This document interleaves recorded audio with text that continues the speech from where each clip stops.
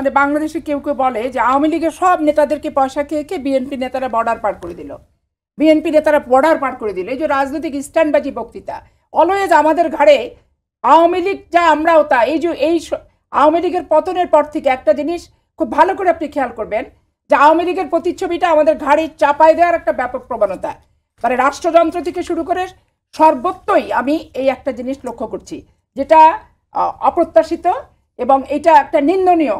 মানুষের ঘাড়ে যেটা না সেটা দোষ চাপায় দেওয়ার একটা প্রবণতা। তাহলে আওয়ামী লীগের অমুক নেতা বিএনপির ঘাট ধরে চলে গেল। বিএনপি এতই পাওয়ারফুল যে সমস্ত বর্ডারে একবারে বিএনপির লোক পার করে পয়সাকে পার করে দিল। তাহলে আব্দুল হামিদকে কে পার করলো? আজকে আব্দুল হামিদকে নিয়ে আলোচনায় আসাতে আমি খুবই খুশি হলাম যে অন্যান্য নেতারা কে কিভাবে গেল, তাহলে সেইটাও এখন তদন্ত হওয়ার প্রয়োজন আছে প্রথমত।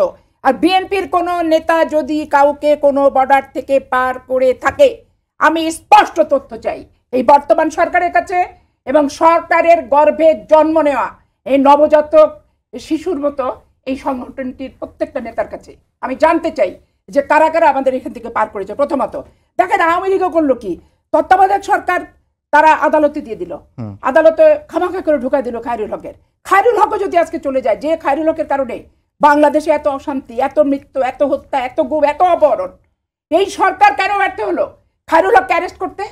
এই সরকার একটা ব্যর্থ সরকার।